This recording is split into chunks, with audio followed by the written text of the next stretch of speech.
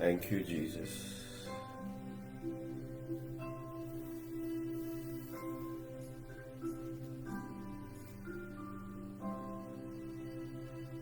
Welcome, welcome, welcome. Welcome, welcome, welcome.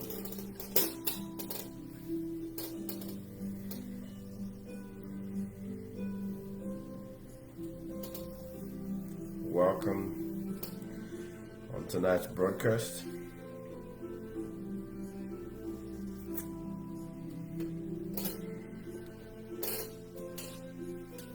Thank you, Lord.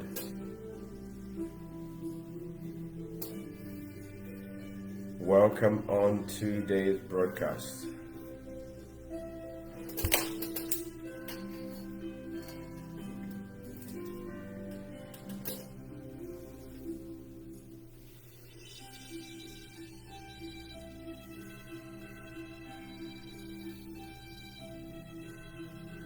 Blessings to you, my brother Roland. Blessings to you, man of God. Good to see you. Good to see you. Bless God for your life and in Jesus' mighty name. Saints, we are going to get straight to this time frame that we have, the window time that I have to share with you what God has in store for us tonight. I told you that this 2 weeks coming into this great, what we call a celebration, what we call a Merry Christmas, I will endeavor to each day to talk about this love effect, this crazy holiday that makes people,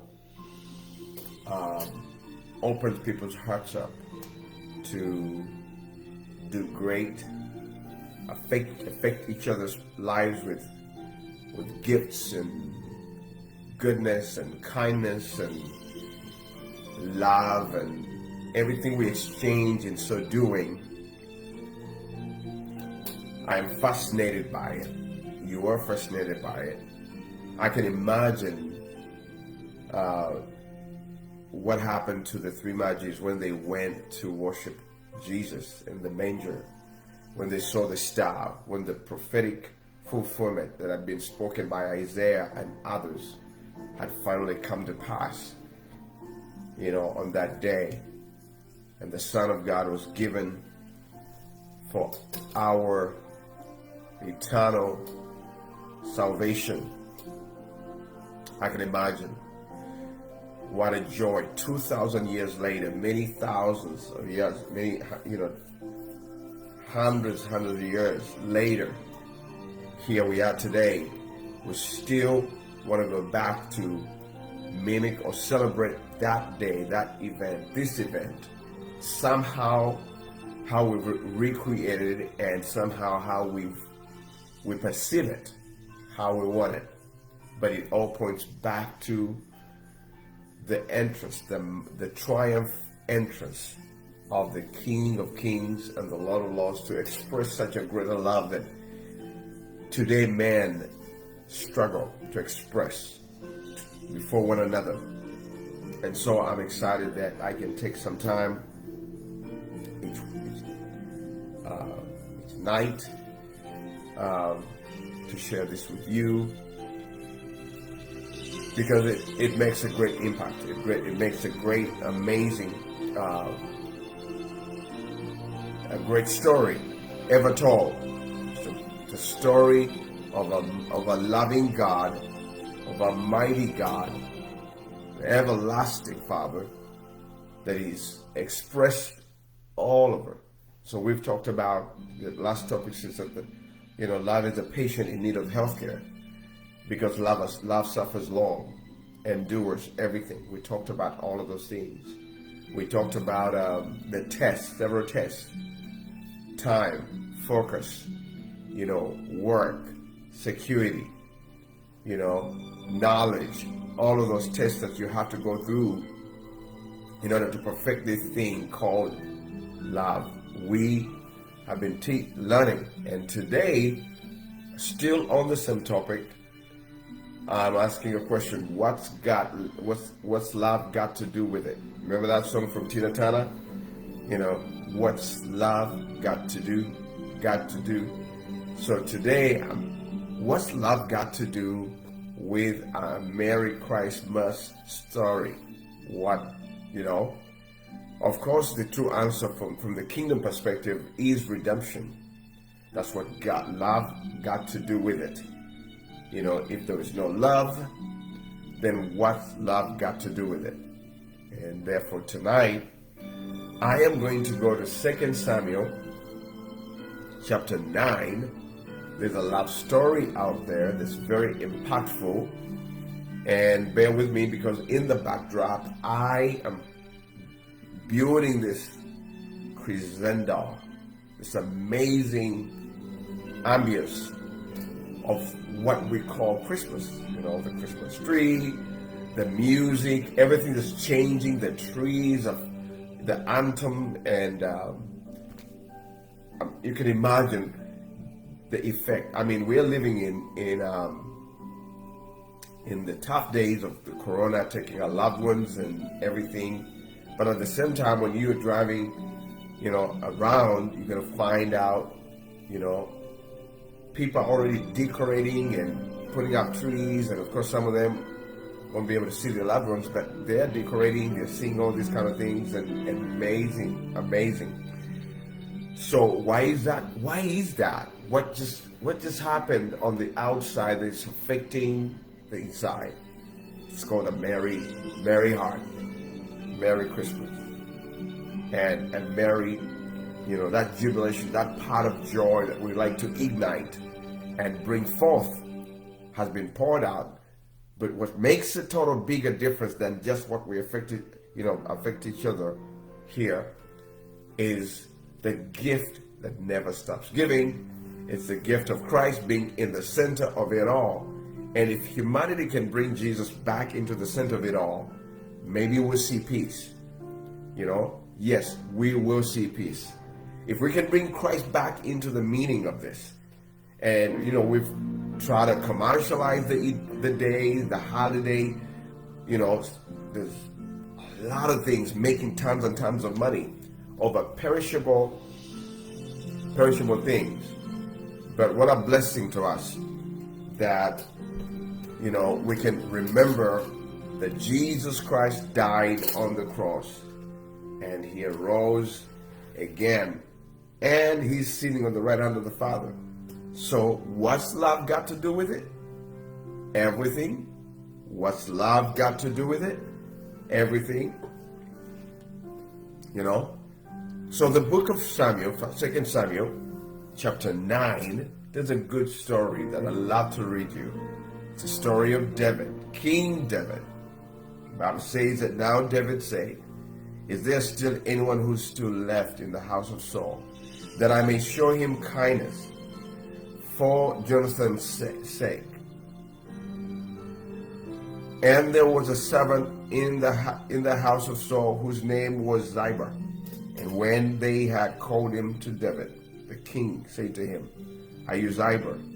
And he said, "At your service." And then the king said, "Is there not still someone in the house of Saul to whom I may show the kindness of God?" And Ziba said to the king, "There is still a son of Jonathan who is lame in his feet." Wow. There's still a son. So the king said to him, "Where is he?" And Ziba said to him, "Is indeed in the house of Micah, the son of Amiel, in Lodebar." And King David sent and brought him out to the house of Micah, the son of Amiel, from Lodebar. And now when Mephibosheth, the son of Jonathan, the son of Saul, had come to David, he fell on his face and prostrated himself. Then David said to Mephibosheth, and he answered, "Here is your servant." So David said to him, "Do not fear, for I will surely show you the kindness for Jonathan your father's sake, and I'll restore you all the land of Saul." your grandfather, and you shall eat bread at my table continually. Then he bowed down himself and said, what's your servant that you should look upon such a dog as I am? So I endeavored to read all of that for you because it's going to make sense to you. And the king called Ziba's servant and said to him, I have given you to your servant's son that belonged to Saul, to all his house. You therefore and your sons and your servants shall work the land for him, and you shall bring in the harvest, that your master's son may have food to eat. But Mephibosheth's master's son shall eat bread at my table. Now Ziba was 15. Ziba had 15 sons and 20 servants. And then Ziba said to the king, according to all the Lord the king has commanded his servant, so will your servant do. What's amazing about the story, and the reason why I read it long, you might wonder why did I have to read it? Because it's a love story. It's an amazing love story. David has finally become king. He is struggling. He's been struggling. He's killed the giant. He's going through the process. I can go back to but all of you know Saul's tried to kill him, but God has anointed him to be king. And what God started became mighty. Okay, became great. And so when he became great, David becomes king. And at this point, it's amazing in this love story. What's love got to do with it? Everything. And David is asking somebody, is there anyone still left in the house of Saul? Is there anyone? And the reason why he's asking that, King David and Jonathan are dead. And probably all of his, at that time when, the king goes down, so does his family go down. So King David had a great friend of his, talk about friendship. Jonathan and David had such a tremendous friendship, a mighty friendship, an inseparable friendship, a level of trust that you cannot imagine. He was a confident, he was a mighty man of valor. That's Saul's son. Imagine having, a father, the father hated him, but the son loved him. And the son knew, remember, Jonathan was to be the next in line to be king. But how can you be next to be in line in king, and all of a sudden you say, wait a minute, I see the grace of God on you. You're the one that will take over. And so there was no jealous in between. That's what we call a true friendship. When there is a true friendship, there is no jealous in between. In other words, I wish you your best, you wish me my best. There's no bickering, there's no strife, there's no, bullying, there's no disrespect, there's nothing. It's a pure love relationship that's so powerful. And so this was the kind of relationship that Jonathan and David had. It was very mighty that every time Jonathan came to his father's table and his father asked him, where is he? Jonathan had to lie to his father because he knew his father wanted to kill him. What a kind of a friend. Especially a friend that would defend you before other people. They talk about you, but you defend, you're able to be defended. Many people in my journey of ministry, and you know it, it's never easy, and it's always, this guy doing this and this guy doing that, come across so many tremendous people who have come to me wanting, to tell me stories about other people. And literally, I had to defend them. I had to defend them because for me, it comes out natural. That, and I asked them a question, what is the motive? Why you're telling me that? Is it because you want this friendship to break so I can lose trust in that person? I ask specific questions. If they tell me, if they tell me a real legitimate reason, I say, is that something that we can go talk about with this person? And they say, no, we don't want to do that. We don't want to do that. I said, see, so there was no motive. You just told me because you want me to cut away. Because if you want to walk in light, why can't we talk about it together and stuff and resolve it? If there's an issue that can be resolved, bring light into something, that's a true friendship. You know, I don't know how many times I've sat down on different tables and I had, you know, some of them were, you know, good guys and everything, and they're trying to cut through another guy. And I'm like, no. I remember I did an event in Massachusetts, Boston. Great friend of mine out there. He's got a great church, you know, almost like 1,000, 2,000 people. So I went to go preach for him. And so we had great services. Actually, I hosted very mighty men of God in his church, you know, over there. You know, Benny Hinn came over there, you know, a whole lot of guys, you know, that I cannot name here that, you know, showed up. But the point is, so I preached for him, and then I end up going to California. So when I was in California, I'm about to meet another gentleman, good guy too. So I went to his office, and so I told him about, you know, who I know. And so he said, oh, you know him? Oh, yeah. I said, yeah, I know him. Oh, all of a sudden, this preacher started right away, cutting through the other preacher, because they disagreed. They could not get along at all. And so this is what I told him, because he was about to give me his pulpit. He wanted me to preach for him too.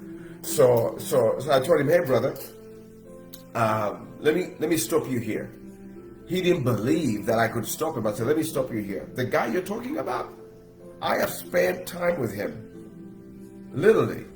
I said, I don't know a guy who prays, who has time into being in the presence of God. You know, he promised God, my friend in Massachusetts promised God that at exactly 8:30 to 2, he is in his church, locked up, praying and seeking God. Okay? So he's in his church praying and seeking God. Every day, committed. I remember one day, I'm with him and a group of bishops from around the world. We are together, we're having lunch, and he looks at the time and says, oh my goodness, it's 11:45. I've got to get out of here. We just finished a big conference last night on Sunday, and on Monday we're having lunch. But even when he has big guests, talk about, you know, your favorite preachers, they've been to his church. And he said, nope, I've got to go. I'm like, wait a minute. This guy that I'm talking about that prays like this has got, you know, he drives, you know, a 6-figure car. He's got, you know, a $10 million mansion. He's got everything that everybody craves for. But his commitment to prayer is unheard of. He's got everything that will cause you to forget how to pray. But this man of God, all right, was a praying machine. He leaves and goes and locks himself in his church, empty the places, like, you know, a lot of people, but he locks himself there and it is dark, and he puts on worship and praise. So I go to meet another guy who doesn't even pray. He's got a church. He doesn't even have time for 3 hours to pray a day. And he's telling me bad things about that guy. I could stomach that. I could not stomach hearing another preacher going after another preacher because they're in competition, or because that guy has got a bigger church than his church. You know? What's love got to do with it? Everything. And what is everything? That means there's got to be trust. There's got to be integrity. There's got to be, you know, you've got to be able to defend your friends, those who God has brought in your path. Don't let the vipers, don't let the wolves, you know, don't let anybody just jump on somebody's integrity and name and everything. Just like that. I do that. I put my name. I'll put my name. I don't care what, you know. Because I believe that everybody makes mistakes. Everybody comes short. I will literally defend somebody. And I've gone after some guys because of it. And they didn't like me for it. You know? And so what? Because I stood that, it's my level of trust and integrity that I love to be able. If you're my friend and somebody comes to me, nobody calls me. Nobody calls my phone to tell me garbage. Oh, yeah, you know, did you hear that? Did you hear that? Did you hear that? Don't tell me did you hear nothing. I want to know it by myself. I don't have to go through, you know, different places to try to figure it out and know it. No, I don't want it. I don't want that. You know, so I told this preacher right to his face, I said, no, the guy you're talking, maybe you're talking about somebody else, not him. I said, that guy, I know him. I've been around him. I have seen him at the place where, you would not honor God, and he honored God right in my face. I said, if he can honor God like that, and I haven't seen no preacher who can honor God like that, stop. He looked at me, his eyes were wide, and I said, well, if he thought I cared about me preaching at his church. And he got surprised. He said, Michael, how long have you known him? I said, I've known him quite some time. That's why we work together. We do these events together. And he was surprised that I loaded on him like that. I said, I wish you also have somebody who defends you like that, right in this church.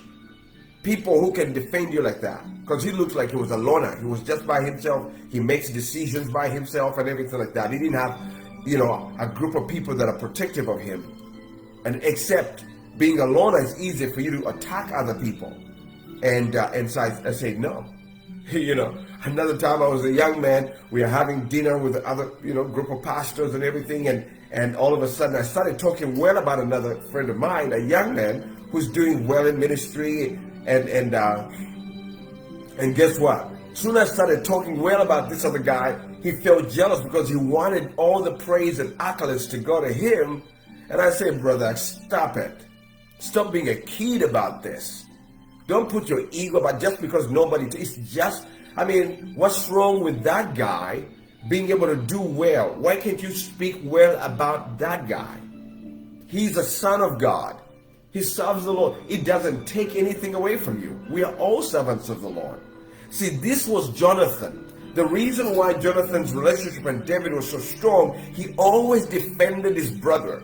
He always defended David. Because the promise of the kingdom was sitting on David, and it was not sitting, it didn't sit on Jonathan. What's love got to do with it?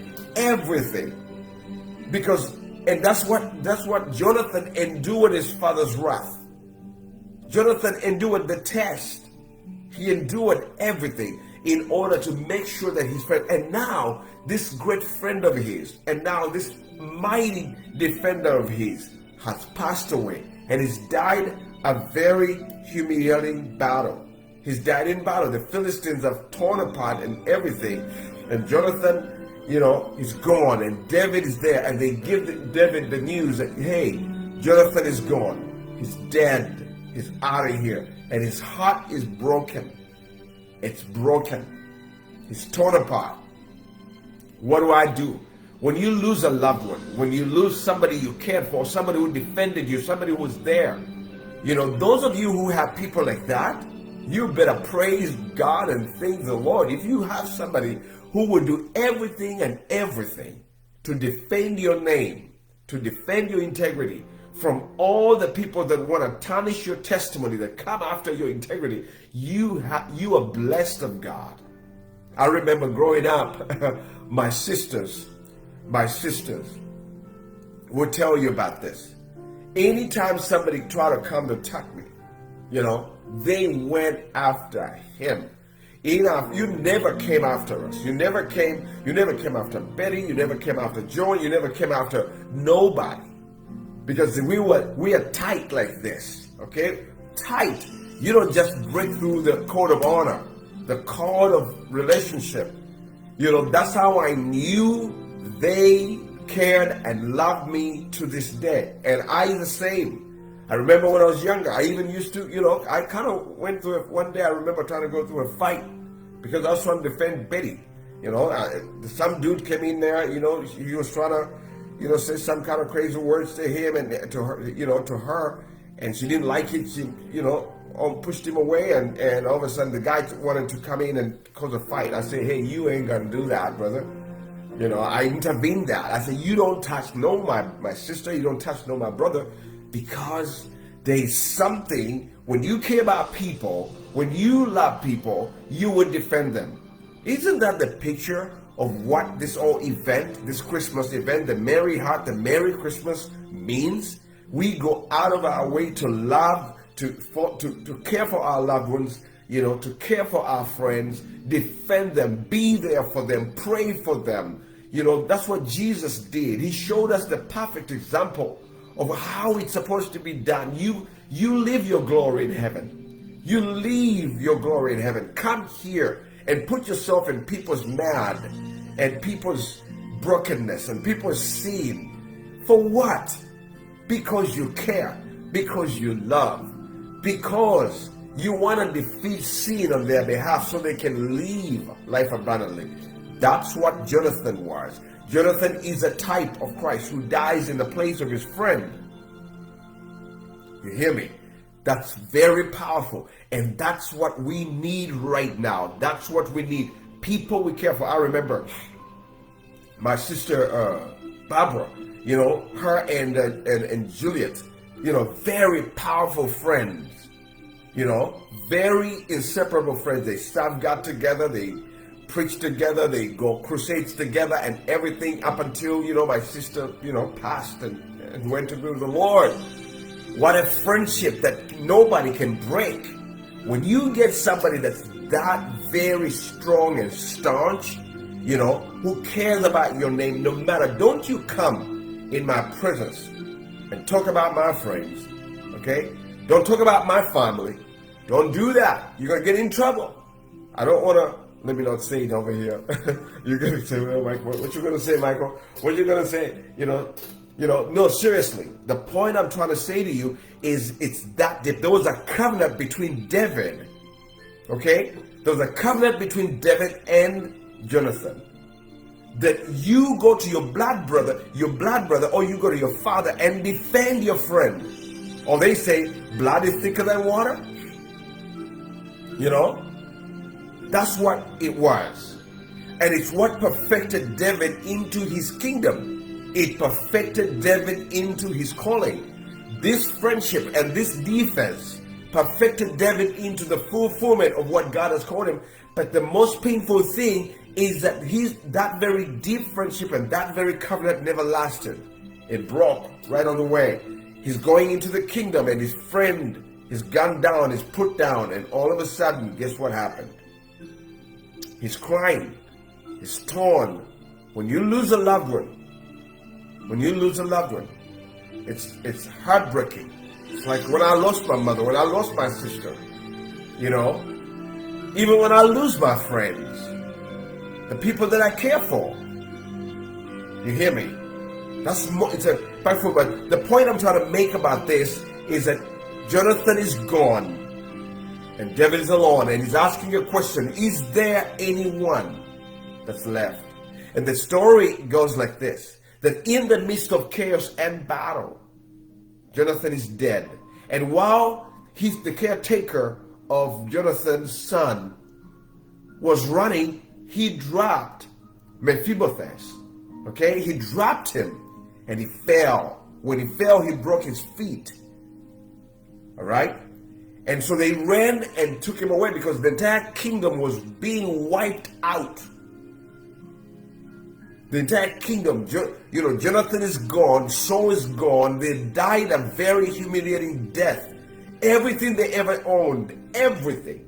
They died a humiliating, like they had never been kings before. We've seen kingdoms rise and all of a sudden, you know, everything they ever owned is gone completely. But King David gets into his kingdom, his power and splendor and glory. And he says, I got over here because I had a friend. I got into this kingdom because somebody defended me here. And that's very powerful, people. What's love got to do with it? It's got to do with the people that are loyal to you. People that are loyal to you. The loyalty, you know, the loyalty is very intricate. It's very powerful. When you break the cord, the law of loyalty, you've broken everything. When your friends count on you to be loyal to them, it's what they want. It's what they need. It's what is powerful. That is the mightiest wall of defense. When that's all you have left, that's what you have left. Let me tell you a story about my dad. You know, and this story has been told. One day at our church, you know, back then when the church was beginning, Bishop Charles, you know, my dad is a very, you know, tall, big guy. he worked with Pastor Robert Kayanja. You know, they're together in the ministry. When the ministry began with almost 7 people, and we had robbers who had come in, the thieves. It was an army that the regime had already fallen, and things were crazy and all that, and so they came to our house. They wanted to kill. They had killed so many people. They came to our house, and when they got over there, you know, I knew they were going to kill everybody. And so they said, "Where's Robert Kayanja? Where's Robert?" They couldn't find him. So when they saw my dad, because of the name, Robert is a famous guy. He's a Bishop Robert Kayanja is very famous. And so when they said, "Where is Robert?" So they are looking for Robert. Robert was a teenager then. He was a young man who was slender. You know, he always kept his weight small and everything like that. And so they couldn't find him. He's sitting over there. My dad is sitting over here. My dad is a much bigger guy. So they thought, okay, that's him. So guess what? I was sitting next right here. I am here, my dad's here, and Robert's right there. And guess what? And so that guy pulled out a knife. He pulled out a knife and he's asking, and my dad could not say a word. My dad could not point him out. He could not say, because if he had pointed him out, they had guns, they might have killed him, because they came for money, they came for everything. And you know, when my dad could not point him out, they thought it was him. They came, literally that guy came and wanted to smack my dad with a Bennett, the big knife, put it in his stomach right here. True story, guys. And my dad moved. When he moved like this, the knife went through the wall. Pew! And I thought he was going to pull it out and put it back in his body. But he never did, because they were on their way out going. That was the time, to this day. Bishop Robert Kayanja still speaks about the day he could have been killed by his friend, which is my dad, actually defended him and protected him from the bad guys who would come, because he was already famous. His name was everywhere, you know, and so my dad's working with him, and he was protected that day. What type of friendship is that? How many people do you have around you that are still loyal to you? It's healing, it's captivating, it's shifting, it's changing. And tonight the Lord wanted me to bring about what's love got to do with it. It's got to do with everything. It's got to do with everything. When you make a commitment to open your heart, it comes with security. You pray for your loved ones. You care for them. But Michael, I can't stand them. They've done this to me. They've done that. No.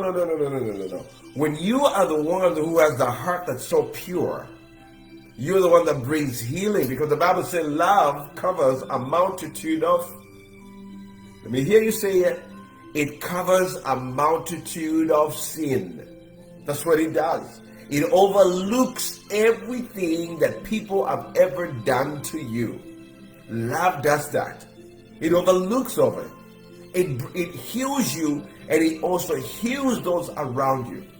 Instead of you carry pain, you carry bitterness, you carry everything that people have ever done to you 10 years ago, 20 years ago. You relinquish that and say, you know what, I let that go. Every time people meet me, they will always receive my healing power and grace over their lives, and I would remember no more. They can't even believe you forgive them. They cannot believe you still talk to them. They can't believe you don't even care anymore. They're still guilty over what they've done, but you walked away strong. And of course, you go through disappointment, because it goes against your character, it goes against your integrity and your reputation and everything like that. But guess what? You still love those who persecute you. So this Jonathan David effect has taken place. It was interesting. David remembers. David said, I didn't get here by myself. I fought my battles because I had a friend who defended me. I had a friend who used to tell me, my dad's coming, my dad's coming, my dad's coming, my dad's coming. And then he tells me to run, and I run, you know. And he is dead now, and he's asking himself, what can I do? And they told him in the text, Jonathan, your friend, had a son. What happened to him? He fell. Where is he? He's in a far, far place, forgotten, because when the kingdom of his grandfather went, so did everything. So remember, if he was still alive, he would be next to be king, if he was still alive. But guess what? His grandfather's gone, his father's dead, and he's crippled, and he's the only one alive. What are the chances of him, stepping back into the limelight? Sometimes the kindness you do, the things you do for others today, will be a blessing to you and your children's children in the future. You never know that. The kindness you've shown right now can be a seed you've sown into your future. That on a given day, what you've done for people, the love you poured for people, the care you've given the people, you hear me, saints, will come back to be a blessing. I live for that. I love it. One day, when you think God forgot your kindness, God forgot. You remember Ezekiah or Ezekiel, those two, Ezekiah, I think it was Ezekiah, turned to the wall and prayed and said, Lord, remember my acts of kindness. Sometimes you think, did I waste my time? What did I do? And sometimes I even did the right things and people talked about me and they didn't even notice that I tried to do this. I opened my home. I gave money. I did all of those kind of things.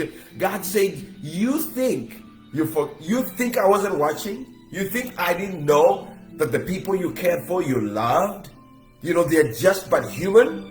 They don't have enough empathy and kindness. They never notice they're self-gratifying and self-absorbed in themselves, and they don't even care that you poured your heart out there. And say, don't worry about them paying you back. I'm the one that will bless you beyond measure because of what you have opened your heart of love and grace out. Imagine that. I want God to bless me back than people. I want God to bless me or repay me than what people could do. Okay? That is very impactful. So, for Jonathan's sake, his son who's crippled is about to be picked up. It's just like you and I. The Bible tells us he fell and he got crippled, just like you and I. We fell and became crippled. We fell into sin. When sin, the sinful nature came, we fell and we were crippled. If we are not for Christ coming back through his son, through this very birth, we're talking about this, what's love got to do with it? The Mary Christ Mass story. If this day never happened, we would not walk again. We would not see again. We would not love God again. But while we were crippled by sin, just like, Jonathan's son, okay, Christ came and he found us way deep, way thrown away, way rejected, way unwanted, way unneeded, way unaccepted. And he picked us up. Just like David went and asked somebody, is he there? Anyone? Find somebody who belongs to Jonathan. I want to bless him. I want to bless him. And they told him there's one, but he's crippled. I said, I don't care about his brokenness. Okay? Because love overlooks imperfections. It overlooks sickness. It overlooks backwardness. It overlooks the past. You come to me trying to tell me the things that person did in the past and try to make them new. It don't matter to me. Because he's just but human. And what's interesting to me is this. The very people that are highly so critical, okay, by the time you're going to find out they too are living some kind of life that's not of God. I once told a young man, he came to me and he told me, oh man, I don't care. My spiritual father is so crazy. My spiritual dad is like this and this and this and this and this. And it's all judgmental. And this is what I say to him. I say, guess what? Because you've chosen to judge your spiritual father and try to expose him and not cover him, God is going to uncover you first before he uncovers him. And when I told him that, he said, oh my God, I'm sorry, forgive me. I said, I'm not the one to forgive you. God will forgive you. I said, the Bible tells us, judge, and you shall not. Don't judge. Never, judge not. Does the Bible tells us that? The Bible tells us not to judge. Judge not, so you shall not be judged. That's what I told him.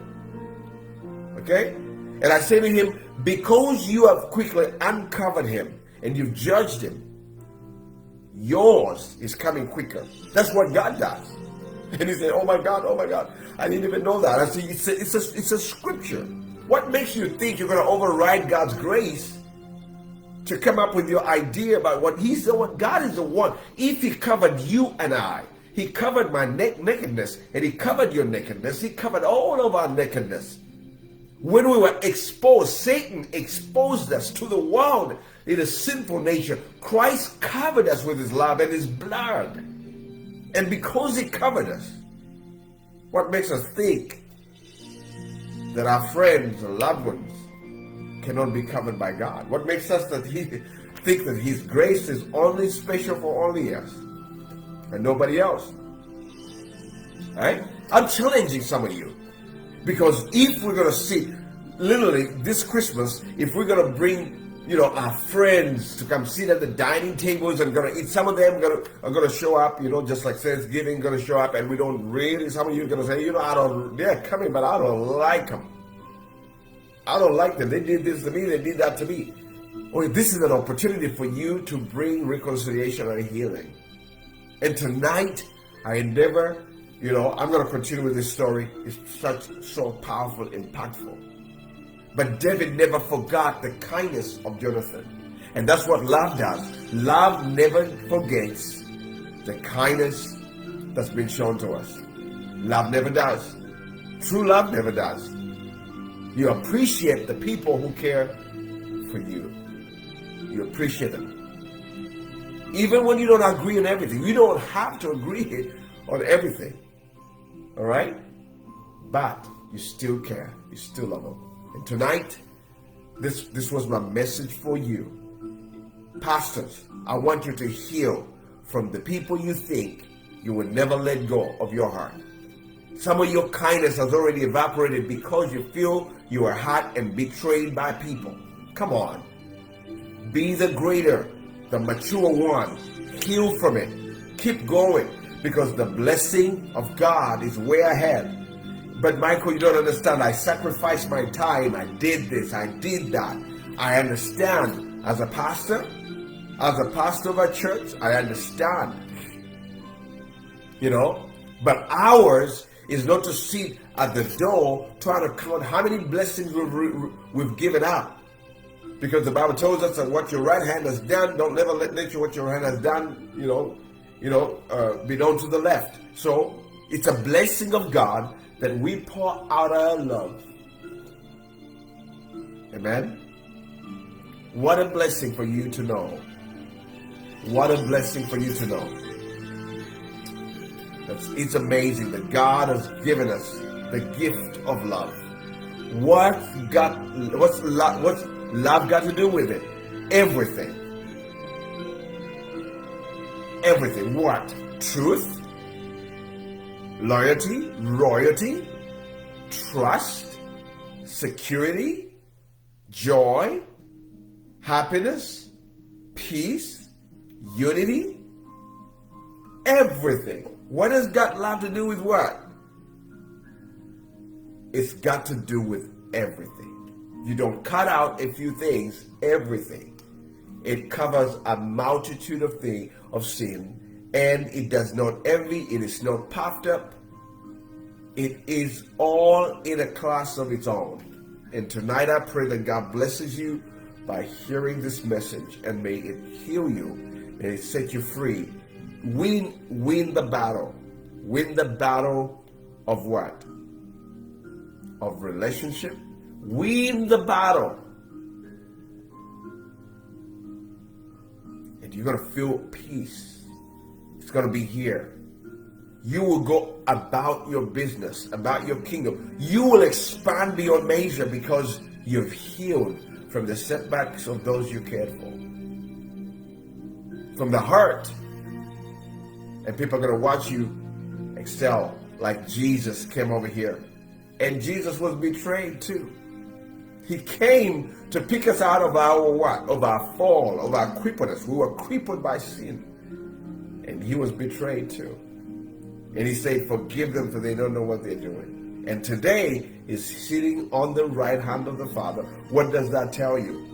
That when your heart becomes bigger than the size of the pain that you've gone through, you will rule and do great and mighty things for the Lord. If this message has blessed you, share it with somebody. It's a code of honor. What's love got to do with it? Everything. I'll finish this tomorrow as God gives me the grace. How about that? Can we do it? Love you guys. In Jesus' mighty name.